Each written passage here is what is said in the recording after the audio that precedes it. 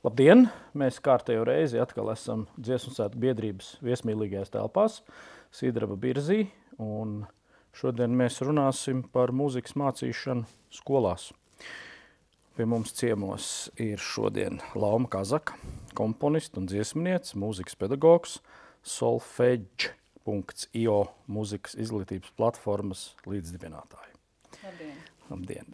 Rūta Kantaruka, Latvijas vispārējās izglītības iestāžu mūzikas skolotāju asociācijas priekšsēdētāja, mūzikas skolotāja King's College Latvija, Latvijas koordinātora Eiropas mūzikas skolotāju asociācijā EU, tas droši vien ir Eiropas Savienības. Eiropas Savienības dziesmu grāmata ir izdota. Songbook valdes locekle, starptautisku mūzikas olimpiāžu žūrijas locekle. Un Līga Celma Kursiete, diriģente, mūziķe, komponiste, Jāgavas 4. vidusskolas meiteņu kora Spīgo mākslinieckā vadītāja. Nu, tas ir tas, ko jūs, laikam, esat iesūtījušas vai ko mēs esam kaut kur atraduši. Nu, apmēram, jā. Pirmais jautājums ir, jums būs jādalās ar mikrofonu, tad droši, kas būs tā drosmīgākā no jums un sāks. Un pirmais jautājums varētu būt, nu, kas ir jūsu ikdiena mūzikas izglītības jomā? Nu, tad varbūt es arī sākšu, tāpēc, ka man šis mikrofons tad ir rokā. Man tad varbūt jāsāk no divām šķautnēm. Viena, es esmu praktizējoša mūzikas skolotāja. Šogad rit 25. gads skolā. Un tā nu ir sagadījies, ka es strādāju starptautiskā skolā, nu teju no pirmās savas darba dienas. Un pēc 20 gadiem Rīgas starptautiskajā skolā tagad es esmu pārējo laiku Britu vidusskolā Latvijā, kur es mācu mūziku. Esmu mācījusi mūziku visos vecuma posmos, sākot ar pavisam jauniem bērndārzu vecuma skolēniem, un šobrīd strādāju vairāk ar vidusskolu. Un tad otrā loma, kāpēc es šodien esmu šeit, un liels paldies par uzaicinājumu, ir mūzikas skolotāju asociācijas vadītāji, un man un mūsu komandai un valdei ir tāda rūpe par mūzikas izglītību Latvijā. Cenšamies iesaistīties, sekot līdzi un vienmēr atgādināt politikas veidotājiem, cik mūsu mūzikas izglītība tomēr ir vērtīga un laba. Labdien! Jā, es arī stāstīšu no divām šķautnēm. Es jau 12 gadus strādāju mūzikas skolā Muzikāla darbnīca, kuras pasniedzu gan instrumentu spēli, ģitāru, klavieres, kompozīciju, dziesmu rakstīšanu un darbu ansamblī. Un es arī esmu Solfedge mūzikas izglītības platformas līdzveidotāja. Un tas savukārt ir stāsts par to, kā mūziku var mācīt izmantot digitālās tehnoloģijas gan klases ietvaros, gan attālināti. Un tieši platformas kontekstā mēs esam pētījuši mūzikas izglītības sistēmas arī citās valstīs, piemēram ASV, Skandināvijā. Un tā interese un galvenā motivācija ir, kā ieinteresēt bērnus, jauniešus, arī pieaugušos muzicēt un nodarboties ar mūziku. Līga. Nu, es neesmu tieši mūzikas skolotāja, es esmu kora diriģente Jelgavas 4. mūzikas vidusskolā, jā. Un es drusku precizēšu, šobrīd mēs strādājam ar jaukto koru jau 3. gadu pēc skolēnu svētkiem, un kāpēc es šeit esmu uzaicināta, kā es domāju, ir tas, ka mani vecāki nodibināja šo mūzikas novirzienu, un viņi bija vieni no tiem, kas ieviesa relatīvo solmizāciju, kas tolaik 70. 80. gados bija ļoti spēcīga Latvijā, un viņi paši bija mācījušies pie stipriem metodiķiem, un šajā skolā joprojām šī relatīvā solmizācija ir dzīva, un es kā šeit skolojusies, Jāgavā skolojusies pie viņiem, tad es ļoti labi pārzinu šo sistēmu, un es viņu nekautrējos arī korī izmantot. Un arī man pašai tā kā sanāk visvecākais vecuma posms vidusskola, bet arī sākot no pirmajām klasēm, kad ir no 1. klašu kurs, un tālāk gan zēnu kurs, gan meiteņu kurs, ja viņi arī izmanto šo relatīvo sistēmu. Un par to es esmu gatava pastāstīt. Tieši ļoti labi, jo mans tieši nākamais jautājums būtu par to, ar kādām metodēm jūs strādājat. Un tā, ka tu jau šo tēmu aizsāki, varbūt tu vari mazliet detalizētāk un sīkāk par to pastāstīt, jo es domāju, ka daudziem skatītājiem nav ne jausmas, kas tas ir un kāpēc tas ir vajadzīgs. Relatīvā sistēma tātad ir ļoti sena sistēma, ko viss tāds senākais vārds, ko pazīst, ir Guido no Arezzo, itāļu mūks, kas jau 10. gadsimtā ieviesa šo sistēmu. Un tā ir relatīva sistēma, kur notis sauc nevis absolūtā nosaukumā, bet pēc viņa funkcijas. 1., 2., 3. bija tātad izejot no šīs senā gregoriskā dziedājuma ut, re, mi un tā tālāk.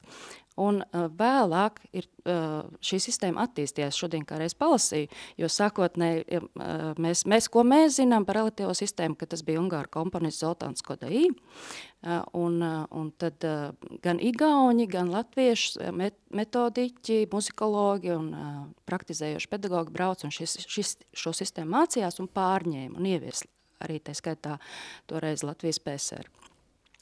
Bet pa ceļam bija arī Anglijā un Vācijā, tātad skolotāji un komponisti, kas šo sistēmu, pakāpju sistēmu attīstīja tālāk. Un Kodai nav tā kā, ka ir milzīgs pārlieciens no 10. uz 20. gadsimtu, pa vidam, kur vien tika pielietota vokālā māksla, kur vien tika pielietota kora dziedāšana, ar šo sistēmu arī strādāja.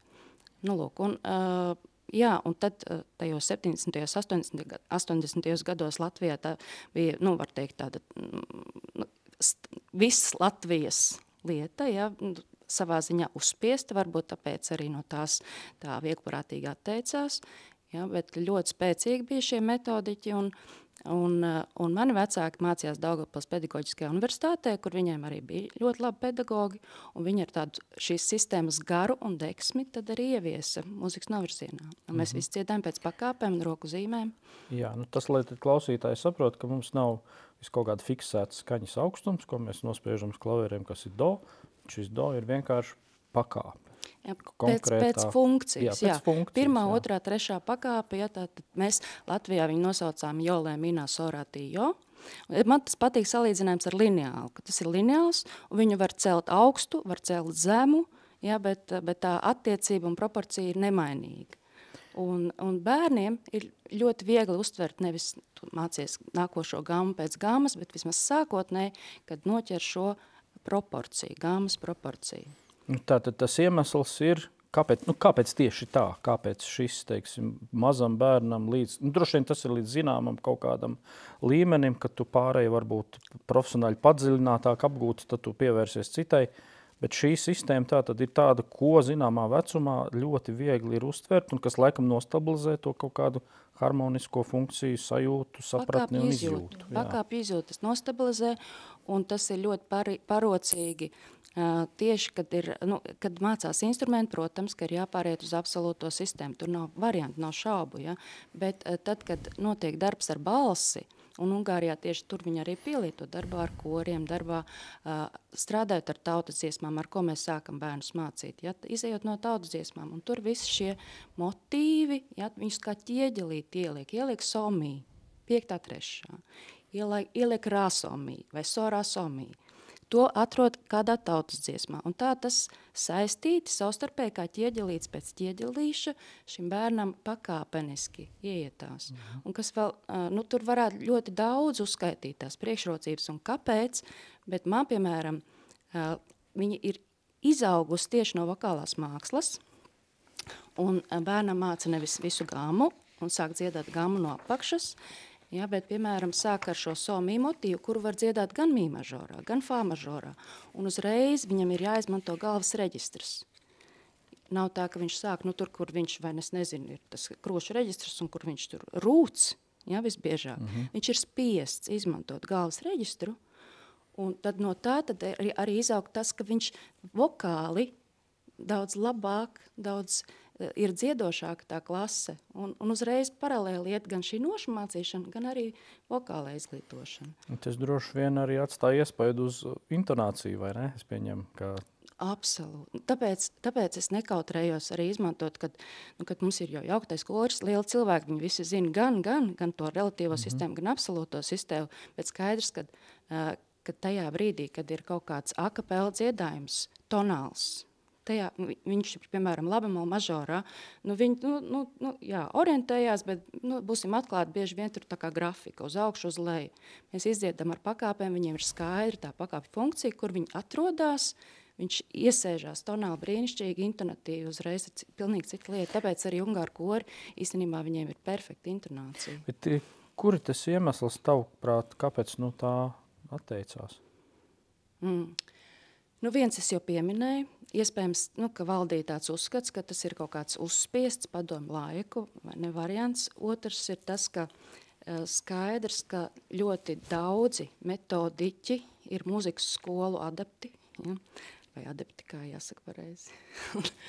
Jā, lūk, un viņi, protams, iziet no tā, ko viņiem māca mūzikas skolā, un viņi lasa notis, izejot no tā, ko māca mūzikas skolā. Viņi visi ir apguvuši instrumentus, brīnišķīgi spēlē instrumentus, un tad kad viņiem jāsāk domāt par to, kā mācīt maziem bērniem, viņi iziet no tiem priekšstatiem, kas ir viņiem pašiem. Es gribēšu komentēt. Jā, noteikti. Lūk, un bija milzīga pretestība pret šo augo sistēmu, jo es domāju, ka neizprata daudz to garu, šīs sistēmas garu un būtību, un viņa tieši ir perfekta un ideāla priekš vokālās kultūras. Skaidrs. Labi, Lita. Es noteikti gribētu turpināt un pilnīgi publiski paust atbalstu relatīvās somatizācijas sistēmai, jo šajā gadā laimīgi pēc tāda ilgākas pauzes, starp citu Igaunijā tas cikls, kad tiek izdotas jaunas grāmatas mūzikas metodikā un mūzikā, vispār skolās ir tādi 2-3 gadi. Mums, paldies Nelsons sarakstītajai un komandas sarakstītajai 7. klases mūzikai, ja mēs runājam, piemēram, par 1. vai 4. klasi, ir vairāk kā 20 gadi pagājuši.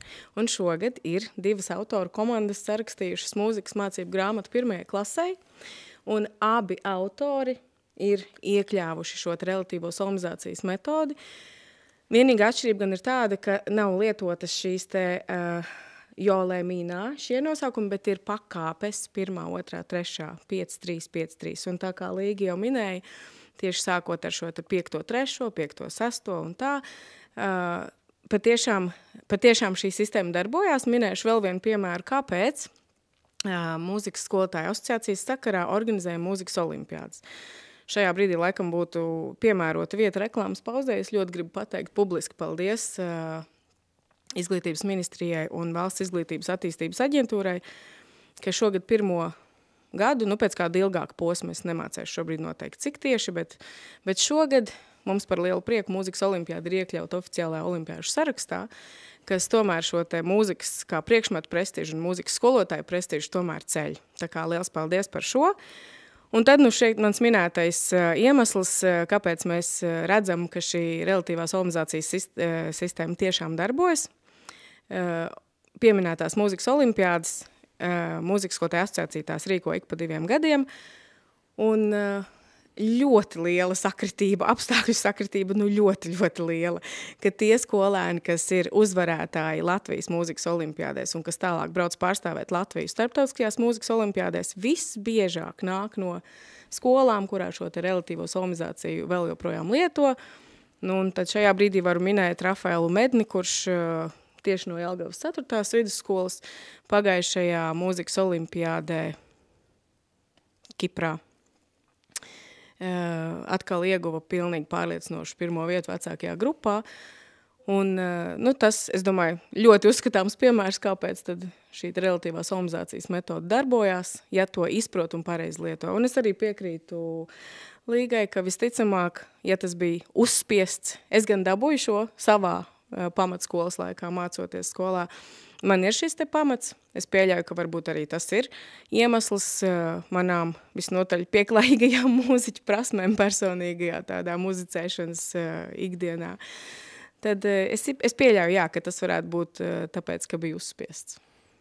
Un varbūt mazliet par to jūs pašas darba specifiku ikdienā, ar ko, kas, kā... Tad man tad ir drusku jānovirzās no Latvijas vispārējās izglītības sistēmas un no mūzikas mācīšanas Latvijas skolās, jo, kā jau es minēju, es strādāju starptautiskā skolā, un šī britu skola tātad seko britu izglītības standartam un šīm izglītības programmām. Britu skolās ir 13 gadi, skolai ne 12 kā Latvijā. Un līdz 9. klasē skolēniem mūzika ir obligāta 1 stundu nedēļā, un šī stunda ir 60 minūšu. 1 stundu nedēļā 60 minūtes. Tālāk vidusskolā mūzika ir izvēles priekšmets, un mūziķi, tad tie skolēni, kas nonāk pie manis, šīs te grupiņas ir nelielas, teiksim 5. Mums jau vispār privāta skolā, kā kopējais skolēnu skaits arī nav 30, nē, mums ir 20, maksimums 22 skolēnu klasē, tas būtu tā kā pilna klase, tad jūs varētu teikt, teiksim, 4. daļa izvēles mūziku, jo viņiem tad vēl ir izvēle vizuālā māksla vai dažādi citi ar kādiem politiku vai ko saistīti priekšmeti. Tad, teiksim, man ir 4. daļa klases. Tad, protams, tā ir milzīga atšķirība, jo tad šo te mūziku vidusskolā pie manis mācās tie skolēni, kas ir ārkārtīgi motivēti, kas ir izvēlējušies. Protams, visbiežāk tie jau ir praktizējoši mūziķi, kas daļa mēdz tā sagadīties, ka mācās Latvijas mūzikas skolās. Tad, kad viņi nonāk līdz manim tai vidusskolā, tad viņi jau ir teju beiguši vai kuru katru brīdi beigs šo te mūzikas skolu. Tā kā tas līmenis arī ir ļoti, ļoti, tiešām ļoti augsts. Runājot par to, ko mēs darām mūzikas stundās, tad mūzikas stundās vislielākais uzsvars ir uz muzicēšanu, uz praktisko muzicēšanu. Kaut arī tai pieminētajā vidusskolas posmā, man ir jāsagatavo skolēni 10. un 11. klasē Kembridžas mūzikas eksāmenam, kas ir starptautisks eksāmens. Un tur gan ir tāda ļoti padziļināta programma, kur jāpārzina ir mūzikas literatūra un mūzikas vēsture no baroka līdz mūsdienām, kur ir jāvar analizēt kāds diezgan vērienīgs 11 minūšu garš simfoniskā orķestra skaņdarbs, kur ir jāvar atbildēt uz diezgan teorētiskiem jautājumiem, analizējot modulācijas, kadences un tādas tiešām ļoti sīkas detaļas. Bet tā kā es jau minēju skolēniem, kuriem tā mūzika ir sirdslieta, tās ir brīnišķīgas stundas un viņi nāk ar tiešām prieku. Kaut arī viņiem jāmācās analizēt, vienalga, piemēram, ir bijis Brāms akadēmiskā uvertīra, kur jāzina tik detalizēti. Piemēram, tu klausies eksāmenā to skaņdarbu fragmentu un tev jāatbild, kas tālāk notiks. Tātad tev jāzina tik ļoti sīki. Tad man laikam lielākais kompliments ir, kad skolēniem, ja gadās nākamā stunda, brīvā stunda, tad viņi man jautā, mēs varam vēl palikt ar to nākamo klasi un neiet prom. Lūk, un tad tai 12. 13. klasē vidusskolnieki, tad tie savukārt mācās, ir tāda starptautiskā bakalaurāta programma, ko mūsu Latvijā arī ievieš 1. ģimnāzija, 2. Vēl vairākas citas Jelgavā Spīdoles skolā, es zinu, ka ir bakalaurāta programma. Es gan neesmu dzirdējis, kurā skolā vēl ir mūzika kā priekšmets bakalaurāta programmā, bet tad mūsu skolā ir.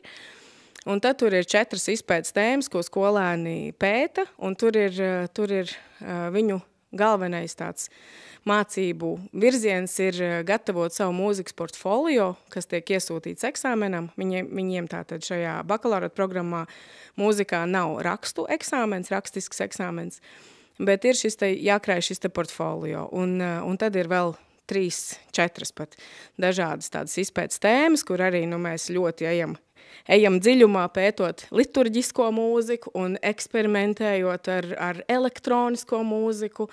Un tā kā, tā ir tā mana ikdiena, kā jūs dzirdat, diezgan atšķirīga mūzikas mācīšanas stils. Skaidrs. Laura? Man šķiet, ka tā mana vislielākā interese, kāpēc vispār darboties pedagoģijā, ir mūzika kā cilvēka tādas labas veselības, laba noskaņojuma un personības attīstības veicinātājs. Tad tās visas plašās lietas, tā superpozitīva ietekme, ko var iegūt muzicējot, un kas lielā mērā attīst cilvēku personību, raksturu, veicina empātiju, komunikācijas spējas un vispār, tā kā prieku darboties. Un tādā ziņā mūsu mūzikas skolā ir interesanti, jo, kā es saku, mēs ņemam visus, kas piesakās. Līdz ar to es arī strādāju ļoti dažādu līmeņa bērniem, jauniešiem, arī pieaugušiem. Un mans galvenais uzdevums ir aizraut, radīt interesi un vēlēšanos turpināt. Un tad ikdienā es daudz strādāju individuālās stundās, kas ir instrumentu spēle, ģitāra un klavieres un vai kompozīcija. Mēs pāršā tomēr arī dziedam reti, kur ir kāds skolnieks, kurš nedzied. Es nevarētu teikt, ka es gluži mācu vokālo mākslu vai tehniku, bet to, kad dziedāšana kļūst par tādu vienkārši sastāvdaļu, kā būtu eksistēt ikdienā, tā tas ir. Un tad mana tā ļoti liela aizraušanās, par ko es degu, ir kolektīvā muzicēšana. Un tur tas varbūt, es nezinu, mazs ansamblis, tas var būt liels 30 bērnu ansamblis. Mēs arī taisījuši muzikas skolā dažādas projektus, līdzīgi kā Rūta, varēja dzirdēt, cik viņa daudzpusīgi tam pieiet. Un mums, piemēram, mūsu muzikas skolā tie dziesmu svētki, tā ir vienkārši tāda daļa no latviešu identitātes. Es īstenībā ļoti daudz strādāju ar populāro mūziku un no hip-hopa līdz metālam. Es nevaru teikt, arī ar tautas dziesmām, bet man liekas, ka tas ir vairāk par to, ka ja es pati par to ļoti daudz stāstu saviem skolniekiem un es nāku uz stundām dziesmu svētku džemperī, kurš man ir kopš pēdējiem dziesmu svētkiem, kurus pati dziedāju, tad tas arī ir kā paraugs. Mums tā diskusija sākas un būtībā caur muzikas stundām es vienkārši ļoti gribu gan palīdzēt attīstīt tās prasmes, kas ir instrumenta spēle vai komponēšana, bet vienkārši ļoti mīlēt mūziku un piedalīties visur ar to, kur viņi vēlas. Es varbūt tad cik interesē, bet nezinu šo te platformu, to Solfeggio. Varbūt par to mazliet pastāstīt, kā viņi darbojās un varbūt cik viņi populāri un kā viņi pielietot. Jā, labprāt. Paldies liels arī Rūtai, jo viņi ir bijis mums atbalstītājs jau no paša sākuma. Un Rūta arī uzsvēra, ka viņa savās stundās ļoti strādā ar praktisko muzicēšanu. Un es teiktu, ka Solfeggio ir tāda platforma, kas ir palīgs skolotājiem, kā vieglāk klasē organizēt praktisko muzicēšanu. Jā, šī platforma jau ir diezgan populāra. Mums ir piedalās un, viņu abonē vairāk nekā 25,000 skolu visā pasaulē. Un šogad arī saņēmām ļoti nozīmīgu apbalvojumu kā labākā mūzikas izglītības tehnoloģija pasaulē, kas bija tiešām ļoti augsts novērtējums. Bet tā būtība ir tāda, ka tā ir kā dziesmu bibliotēka, kur pārsvarā ir populārās mūzikas dziesmas, bet mēs esam sadalījuši pa žanriem un ir pieejama dažādu žanru mūzika, uzklikšķinot uz dziesmas, atvers dziesmu un tā ir tāda kā dziesmas vizualizācija. Ir melodijas celiņš, akordu, jeb harmonijas celiņš, ir 3 ritma celiņi, metronoma celiņš. Katram no tiem var ieslēgt, izslēgt skaņu, to var koriģēt, var mainīt ātrumu, var arī uzlikt, piemēram, tādu funkciju kā krāsas akordiem, kas nodara gan vai uz metalfoniem, vai bumbakariem, vai taustiņiem. Respektīvi, tas ir tāds tā kā vizualizēta dziesma, ko var pielāgot klases vajadzībām un skolnieku vajadzībām. Un kā tas mans piemērs ir tāds, ka es pati kādreiz spēlēju basģitāru, bet jūs varat iedomāties, cik aizraujoši mājās ir trenēties vienam basģitāru. Nav pārāk aizraujoši, ja tu dzirdi tikai to savu līniju. Tev nav tas milzīgais prieks, kas ir kā spēlēt grupā. Un tad tā, piemēram, platformā, ja tu izslēdz to basa celiņu pats spēli līdzi, tev jau tā ir sajūta. Bet tas ir vairāk kā motivators. Tā ideja ir tāda, ka skolotājs klasē iepazīstina šo platformu, parāda, kā strādā dziesma, skolnieks aizraujas spēlēt līdzi, viņam ir motivācija muzicēt kopā ar klases biedriem, un tālāk jau ir video sērija, dažādi tā kā pašmācības video telefonā, ko var pēc tam turpināt pats mācīties mājās. Man liekas, būtiski pieminēt, ka tas ir tieši laikā iet, ja? Dzīvajā laikā. Tā nav vienkārši notis uz Solfeggio aplikāciju. Viņa skan. Tieši tā, viņa skan. Skaidrs, viņi var ielādēt kā aplikāciju visās platformās. Jā, var. Būs ko darīt šodien. Jā, es ļoti labprāt parādīšu. Jā, tas īsumā. Skaidrs. Jums katrai savs stāsts par metodēm, un mēs vienā no iepriekšējiem raidījumiem mazliet, nevis mazliet, bet diezgan nopietni runājām par vispār skolotāju profesijas prestižu kā tādu. Un, tā ir tāda ļoti plaša tēma, kā risināt, jo mūsu visi vienprātīgi atzinām, ka šis prestižs ir nepietiekošs, un īpaši mēs kā muzikas jomas pārstāvi un dziesmu tradīcijas turpinātāji iestājamies arī par muzikas pedagogu nākotni un prestižu, bet kā jūs katra izvēlēties, kāpēc būt tieši mūzikas skolotājiem? Vai tas ir aicinājums, sirdsbalss, vai tur ir kādas dinastija lietas? Kā? Jo ir taču tik bezgalīgi daudz visādas lietas, ko var darīt dzīvē. Jā, tā ir. Tā ir viena no manas dzīves labākajām nejaušībām, jo es iestājos, es apgūtu instrumentu spēli, un, kā es minēju, tieši basģitāru, džēza nodaļā, kā mūziķis, un es satraumēju roku, un es nevarēju aktīvi spēlēt, bet es nevarēju nosēdēt, vienkārši neko nedarot. Un man radās iespēja sākt prakticēt kā skolotājiem.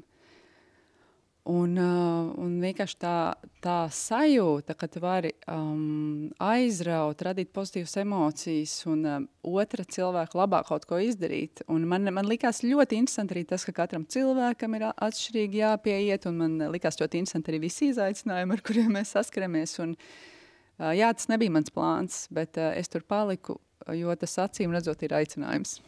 Nejaušība tātad. Mans emocionālais stāsts aizsākās šeit pat dziesmu svētku, kā es strādāju. Man bija tikai 13 gadi, un nezinu, kādā nejaušības situācijā es biju nokļuvusi līdz savai māsai uz dziesmu svētkiem. Un es atceros to mirkli, kad velk augšā karogu, un es nevaru padziedāt. Man ir kamols kaklā, un asaras rit pār vaigiem, un es nevaru padziedāt. Un tad man dzīve atkal aizved šur un tur. Pa starpu ir bijusi mūzikas vidusskola, un pirms iestāšanās mūzikas akadēmijā es domāju, nē, es tomēr mācīšos to ar turismu un angļu valodu saistītu profesiju. Mūziku, nē. Un kaut arī mana ikdiena jau no 20 gadu vecuma ir saistīta ar angļu valodu, tiešām tas nevar būt nekas cits kā tiešām liktenis, ka es izkritu ļoti, ļoti smagi angļu valodas eksāmenā Kultūras akadēmijā. Un pa starpu man bija gads izvēlēties, ko tad tālāk darīšu. Un tomēr tā mūzika atkal un atkal atgriezās, un es domāju, ja mūzika var radīt tādas sajūtas, ka to mirkli, kas ir noticis, negribu atzīties jums cik, bet ļoti daudzus gadus atpakaļ, ka to mirkli es neesmu varējusi aizmirst. Un tad es sapratu, ja mūzikai ir tāds spēks, tad tas ir ko vērts. Un es, protams, piekrītu arī Laumas teiktiem. Jā, es arī redzu to savos skolēnos, ka tās acis spīd un ka viņi ir atraduši sevi. Un, laikam tā ir tā skolotāja misija, ka tu tomēr nevari aizmukt nekur tālāk. Jā, man arī droši vien kaut kāds likteņa pieskāriens un dzīves līkloči, jo no vienas puses kaut kur tas bija zvaigznēs ierakstīts, jo mūzikas pedagogi abi vecāki un agrīni jau diezgan tās dotības parādījās, bet 9. klasē man bija tāds pārsātinājums no mūzikas, kad uz mūzikas vidusskolu, es būšu žurnāliste. Es tā izdomāju, jā. Tā kā es aizgāju vidusskolā, un no vienas puses tagad, kad es atskatos, es uzsūcu caur visām porām to māksliniecisko pašdarbību, ko vien tā skola varēja piedāvāt. Koris, ansamblis, pūtēju orķestris, tā kā, tas viss ir manā asins ritē, un pēc tam, kad es sapratu, 11. klasē, ka es tomēr, mūzika ir mans ceļš, un tā ir mana vienīgā iespējamā izvēle, tad es nevarēju uz nekādiem instrumentālistiem stāties, un mūzikas pedagogi bija tas mans ceļš, kurus varēja tikt. Tā tas aizsākās, jā.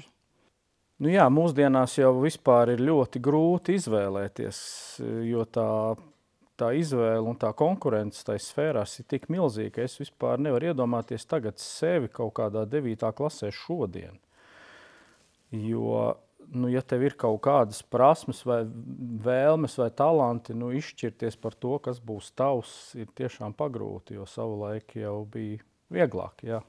Vai vecāki, vai tā ir dinastija, vai vēl tās iespējas bija daudz mazākas. Tāpēc man liekas, ka tā mūzikas nozīmība un mūzikas ietekme ir ļoti svarīga sfēra. Un mēs mazliet runājām arī par to, vai zināmā vecumā bērnam vispār vajag ļaut izvēlēties, vai vajag, es, piemēram, personīgi uzskatu, ka nevar zināmā vecumā ļaut izvēlēties, jo mūzika ir jāmācās obligāti, jo bērnam dodot iespēju izvēlēties, viņš taču, vai viņš gribēs matemātiku mācīties obligāti, vai viņš gribēs latviešu valodu. Mēs tādas lietas neapspriežam, bet bieži vien mūzika paliek kaut kur novārtā, vai tā ir tagad tur interešu izglītība, ja mēs runājam par dziesmu svētku procesu, vai tur nepietiekoši mūzikas stundas, vai vēl kaut kas tāds.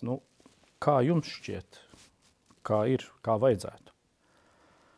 Vai vajag uzspiest kaut ko, vai vajag ļaut brīvi, vai vajag ieteikt, vai radīt iespēju? Es varbūt tad sākšu. Kā 4 bērnu mamma. Pirmkārt, es domāju, ka skolēns, bērns šajā gadījumā, bērns nevar izvēlēties, kamēr viņš nezina, ko izvēlēties. Ja viņam nav nekādas pieredzes, un, protams, mums arī ir situācijas, kā skolotāji esam redzējuši, ka ir vecākiem nekāda sakara ar mūziku. Ne mājās notiek muzicēšanas, ne ir, piemēram, bērnu muzikas skolas pamats. Nekāda sakara ar mūziku. Kā tas bērns jebkad nokļūt mūzikas skolā, ja viņš tur netiktu aizvests? Kā viņš jebkad saņemtu kaut kādu saikni ar mūziku, ja tas nebūtu tas pirmais impuls? Tā kā, tā viena lieta ir tāda, ka nevar izvēlēties to, ko nepazīst, vai ne? Tā kā kaut kādā ziņā ir svarīgi arī tomēr iepazīstināt.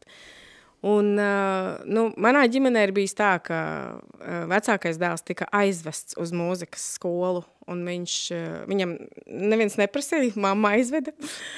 Un viņš gribēja mācīties ģitāru, bet viņš tika uzņemts čela klasē. Tas ļoti slikti beidzās.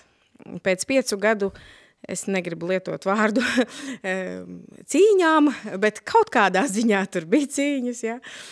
Čels nejauši tika ievērts tramvai durvis un tādi visādi stāsti. Diemžēl tā muzicēšana nebija. Tālāk ar šo te čela pamatu viņš varēja spēlēt ģitāru un basģitāru, un tomēr saikne. Tas, ko es varēju iedot savam bērnam, bija tā mīlestība pret mūziku, un tas, ka viņš tagad var brīnišķīgi nodziedāt himnu. Tad tālāk vēl viens puisis, kuram man kāda skolotāja kādreiz ir teikusi, mūzika visiem nesmeķē, un es tagad kaut kādā mērā piekrītu. Es nevaru nekādīgi to izprast, jo man mūzika ir milzīga dzīves daļa, bet tad vienam no maniem bērniem arī mūzika tiešām nav viņa ceļš, sports ir viņa ceļš. Tad man ir meita, kas ir 7. klasē Mediņos kora klasē, un es esmu ļoti priecīga, ka mēs esam arī tikuši pāri, jo es nemelošu 3. 4. klasē bija tas lūzums, kad gribējās vairāk sportu un vairāk citas aktivitātes. Un tad mazā meita tā ir ar baletu saistīta. Tā kā tādā ziņā mūzika ir mūsu ģimenes pilnīgi noteikti liela daļa. Un varbūt šajā brīdī arī es gribētu motivēt tos vecākus, kas klausās, tad, kad bija tas ceļš muzikas skolā pusē, un tad, kad bija tas lūzums, tad gan es sapratu, jo arī man bija, arī apmēram tajā pašā vecumā bija tas lūzums, kad nē, viss. Un man līdzīgi kā Līgai arī pēc muzikas skolas beigšanas bija, es nekad mūžā klavieres nespēlēšu. Tad es domāju, gan ir ļoti būtiski, ka vecāki var tā pozitīvi motivēt, un es neminēšu ar kādiem līdzekļiem es savu bērnu motivēju, tie nav ļoti pedagoģiski. Bet tad gan, man liekas, ir svarīgi tomēr atbalstīt un ar visiem iespējamiem līdzekļiem tomēr motivēt, pabeigt, jo tā kaut kur atstāt pusratā, tad gan īsti nekas nesanāk. Bet es piekrītu, ka tā mīlestība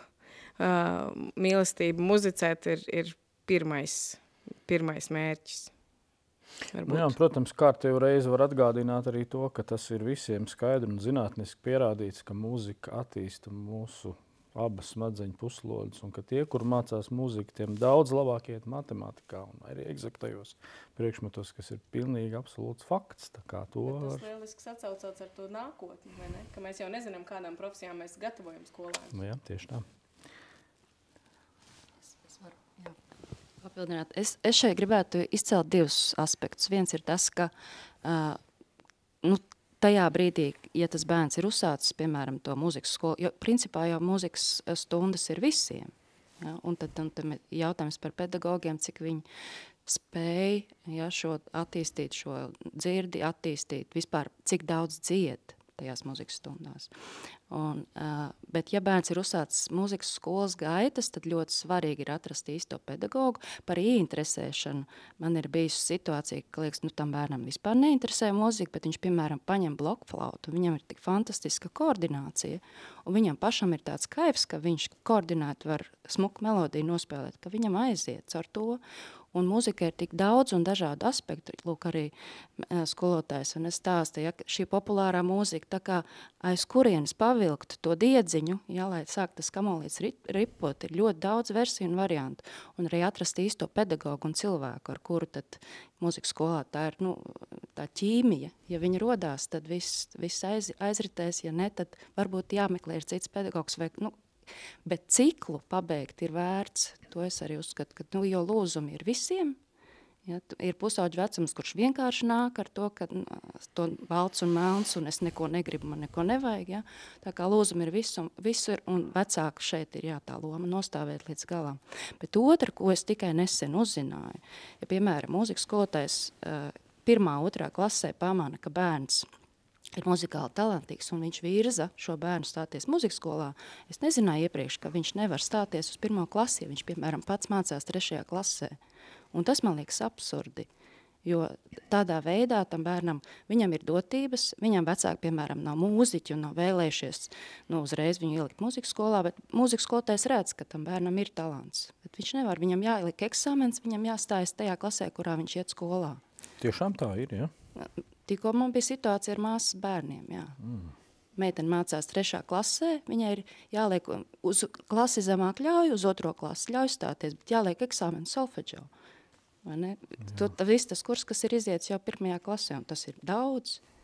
Jā. Šī situācija, man liekas, absurdi, jo tādā veidā mēs nogriežam, vai mums ir tik daudz bērnu, vai mums ir tik daudz to cilvēku, kas var mācīties mūziku, kas grib mācīties, iet šim cauri. Lauma. Starp citu, jaunākie pētījumi rāda, ka, ja uzsāk jaunu pulciņu, ja bērns sāk kādu jaunu aktivitāti, tad ir jāmācās 4 līdz 5 gadi. Lai dabūtu tā teikt, lai dabūtu to garšu un lai maksimāli tos visus pozitīvos efektus, ko var sniegt tā ārpusskolas aktivitāte, lai viņš tā kā cilvēks varētu sevi uzsūkt. Bet man grūti atbildēt šo jautājumu, bet man nāk prātā viena tāda instanta lieta, varbūt vienkārši padalīties, kā tīri filozofiski, to vairāk redzu. Mēs arī, kad, ļoti interesanti, ja jāstāsta kādam par solfeģio platformu, kas nav mūziķis, ir pirmā lieta, kas jādara, vispār jāpārliecina cilvēks, ka tur ir vērts ieklausīties, jo mūzika it kā skaitās niša. Es nesaprotu, kāds ir, jo mūzika ir mūsu pasaule, vai ne, bet ir cilvēki, kas to uzskata par nišu. Un tad ir tāds ļoti labs piemērs. 60. 70. gados skriešana, kā teiksim tāda aktivitāte, ar to nodarbojas sportisti, lai trenētos. Tas nebija tā, ka mēs katrs varam piecelties no rīta uzvilkt kedus un iet paskriet, tā kā tas ir tagad. Un tad man šeit tas bija uzņēmums Nike, Just Do It, kas viņi, iespējams, ka viņi arī gribēja reklamēt savus kedus, bet principā viņi ļoti daudz sāk par to runāt, ka ar sportu var nodarboties jebkurš, vai ne? Un ka tas ir svarīgi, tā ir kustība, ir ikdienas sastāvdaļa. Un tā ir mūsu veselība, un tas mūsu ķermenis, un tas ir mainās veids, kā mēs skatāmies pasauli. Un tad es par mūziku arī vairāk domāju tā, ka muzicēt var jebkurš, tas var būt skolā, tas var būt muzikas skolā, tas var būt digitāli, tas var būt mājās no YouTube mācoties, kā daudz skolnieki pie manis ir atnākuši. Un tas vairāk ir vienkārši par to mindsetu vai tā ideja, par to, ka tas ir veids, kā tu vari nomierināties, kā tu vari sakoncentrēties, kaut ko jaunu iemācīties, gūt prieku un radoši sevi izpaust. Jā, jo es tā vienmēr domāju par cilvēkiem, kas es neteiktu, ka kritiski vai faktiski viņus neinteresē sfēra, akadēmiskā muzika. Un tad iedomājies, cik tā ir milzīga pasaule, no kuras tu varbūt dzīves laikā, nezinu kādu iemeslu dēļ, vispār nedabū pagaršot neko. Man liekas, ka tas vienkārši tāds cilvēku tiesību pārkāpums īstenībā. Par ko ir runās ar citu? Jo kā tu vari nodzīvot dzīvi, nesadzirdot, nezinu, es nerunāšu par to, ka droši vien visi atpazīst savulaik mobilajos telefonos Mozart simfoniju vai Baha, bet kad tu no šīs milzu pasaules neko dzīvē nedabū baudīt. Man liekas, ka tie cilvēki visi ir, viņi ir apzakti, manuprāt. Tad es varbūt mazliet pastāstīšu par tātad angliski runājošās, manā konkrēti gadījumā Anglijā, tātad ir tāda lieta kā community singing, tāda grupa, kolektīvā muzicēšana, bet pilnīgi bez nekāda mērķa ar profesionālu līmeni vai profesionālu tālāk izaugsmi. Un tad tas varbūt ir kaut kas tāds, ko būtu vērts, varbūt kaut kādā ziņā līdzīgi tas ir mūsu pašdarbības koriem un pašdarbības kolektīviem. Un starp citu, gluži nesen es redzēju sociālos atkal atkārtotu pētījumu, kas, protams, nav nekas jauns, bet cik ļoti kolektīvu muzicēšana, šis gan bija piemērs par kora dziedāšanu, cik ļoti palīdz. Turpat bija minēti konkrēti veselības ieguvumi, ko tas palīdz un tā. Un man, starp citu, bija interesanta saruna nesen ar manu jaunāko meitu. Kaut ko viņa man lūdza, un es teicu, es nezinu, kad man tagad būs laiks, laikam tikai nedēļas nogalē, jo man šodien jāiet uz kori, un viņa man saka, bet tad tu neej uz kori. Un es pilnīgi tā, bet es nevaru. Un es sapratu, nē, tā ir tik svarīga manas dzīves daļa, ka es nekādā veidā neesmu gatava atteikties no tā, es kaut ko citu ņemšu nost, bet nekādā gadījumā ne kori. Bet par šo te kolektīvo muzicēšanu, jā, tā būtu arī varbūt mūsu kā tāda profesionāla mūziķa, varbūt misija kaut kādā ziņā aizvien vairāk piesaistīt skolēnus. Un starp citu, kādreiz ir bijis masu koris sākuma skolā, 1. 4. klases. Tas bija viens no maniem jautājumiem arī par šo te iespēju atjaunot. Tad es varbūt došu tālāk vārdu Līgai. Kā tu domā, jo es noteikti būtu par?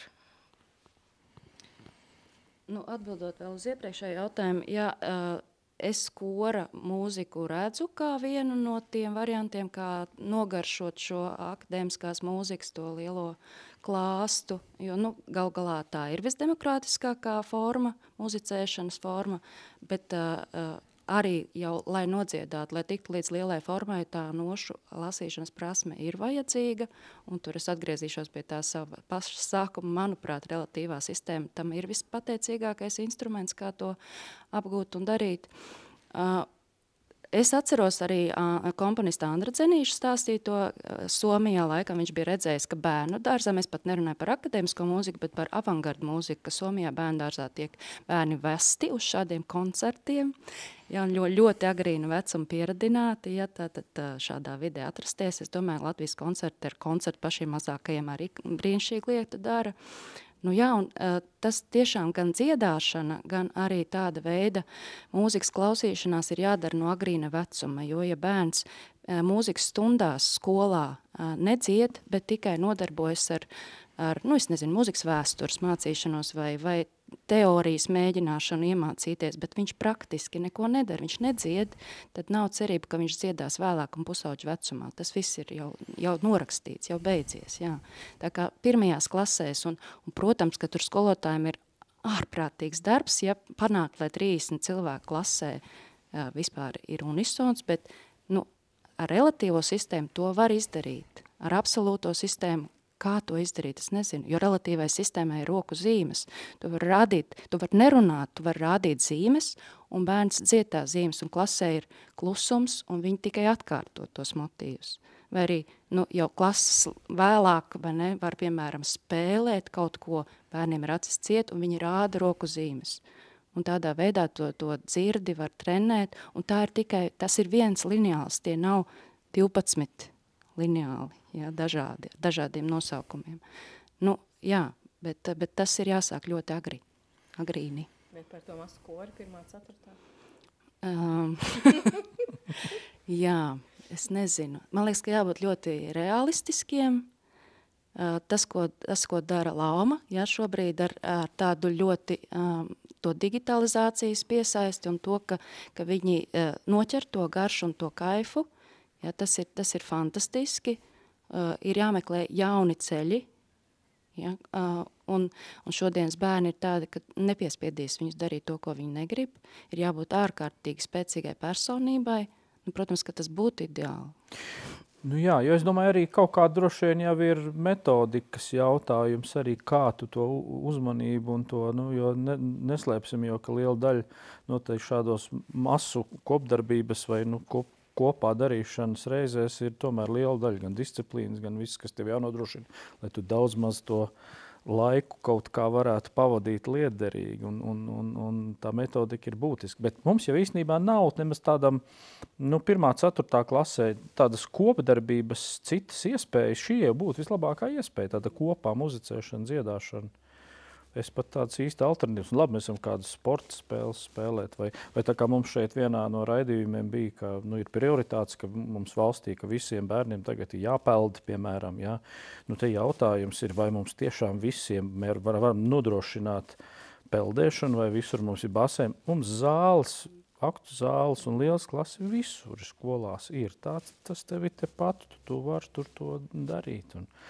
Un vienkārši bieži vien jau, kā esmu teicis, mēs jau dzēšam visādus ugunsgrēkus, kad notiek kaut kas ātri, tad mēs kaut ko mēģinām mainīt, kaut ko darīt, bet runājot par to pašu skolotāju prestižu, un tad mēs varētu tikt pie tā, protams, par atalgojumu mēs arī runājām, un tad jau mēs varētu tikt, ja mums būtu tas pieprasījums, tas piedāvājums rastos, un mēs varētu tikt pie labiem skolotājiem. Jo taču cik daudz ir dzirdēts pat man no paziņām, ka vienkārši ir muzika vai kors, ir bijis kaut kāda bērnības trauma. Kāpēc? Tāpēc, ka tur ir bijis vienkārši neveiksmīgs skolotājs, kurš viņam šo traumu ir radījis. Un es pat teiktu, ka lai pirmajās klasēs, lai vadītu kori, mācītu dziedāšanu, tur ir jābūt pat metodiski daudz spēcīgākam nekā, lai vadītu vidusskolā. Ja? Jo tev ir jāprot nolaisties, tev ir jāsaprot tās bērnu īso saišu specifika un kurš tagad dziedās tieši tā, kurš klausīsies, kurš tur daudzīsies, vai ne? To visu nomenedžē, tas ir tāds darbs. Jā. Kāpēc mēs esam šeit? Mēs esam dziesmu svētku biedrības telpās. Mums tā pamata doma un tā visa tā vīzija un vajadzības ir vairāk vai mazāk kaut kur, vismaz manā ziņā, noteikti saistīts ar to dziesmu svētku nākotni. Un varbūt, ka taču šeit arī tas jautājums, jo šie mazie bērni un nākošie vidusskolnieki, viņi jau ir tāpat visi šie tradīcijas turpinātāji. Un ja viņos tas netiek ielikts jau no bērnu dienām, tad, jo šīs vasaras skolēnu svētki vienkārši uz mani atstāja ārkārtīgi pozitīvu un brīnišķīgu iespaidu, jo es saprotu, ka tur ir gan valsts drošība, tur ir gan patrioti, tur ir tie, kas beigās grib dziedāt gaismas pili. Tas ir fantastiski. Man liekas, ka tur ir jāiegulda nauda. Un šeit es gribu komentēt divas būtiskas lietas. Pirmā lieta, es dalījos ar savu starptautiskā skolas pieredzi. Viss ir brīnišķīgi, bet tomēr Latvijas mūzikas izglītība un Latvijas tradīcijas tomēr mums ir tik ļoti daudz ar ko lepoties, un šajā brīdī es teiktu, ka pats galvenais būtu nosargāt šo te mūsu mūzikas izglītību un mūzikas attīstību un dziesmu svētku tradīciju. Un jā, paņemam no ārzemēm labāko, paņemam metodi, paņemam ideju, bet nesekojam akli, jo Anglijā taču nav dziesmu svētku, vai ne? Bet mums ir. Tātad, jā, tas, ko es stāstīju, šī te mana ikdienas darba pieredze, man ir projektu koris. Es savācu savus skolēnus uz konkrētu projektu Ziemassvētku laikā. Mēs nodziedam 3, 4, 5 koncertus. Paldies, koris ir beidzies un atgriezīsies atpakaļ nākošajā gadā. Protams, man ir gandrījums, kad skolēni nāk klāt un prasa, Miss Rūta, vai būs atkal tas koris? Noteikti būs. Bet tādā līmenī kā Latvijas skolās, kā mūsu tradīcijas, gadu desmitiem ilgās tradīcijas tādā līmenī, kā ir, piemēram, 4. vidusskolā koris, man ar ārzemniekiem, nav un nebūs. Es tīri godīgi varu šeit atzīt, ka nebūs tādā līmenī. Ja? Un tad otrā lieta, tagad runājot no mūzikas skolotāju asociācijas viedokļa, es gribētu uzsvērt, ir ļoti svarīgi, lai brīnišķīgie dziesmu svētki pagājušajā vasarā, brīnišķīgie dziesmu svētki, lai mums tomēr neaizmiglo skatu, ka tomēr šī dziesmu svētku tradīcija tomēr ir apdraudēta. Tāpēc, ka skolās kori iet mazumā, profesionāli sagatavot mūzikas skolotāji, man diemžēl jāatzīst, iet mazumā. Situācija šobrīd ir tāda, ka tiešām trūkst mūzikas skolotāju, un liels paldies jums, kolēģi un jaunie kolēģi, tie, kas nonāk skolās. Es jums vēlu izturību un spēku, jo diemžēl pieredze rāda, ka viņi neiztur ilgi.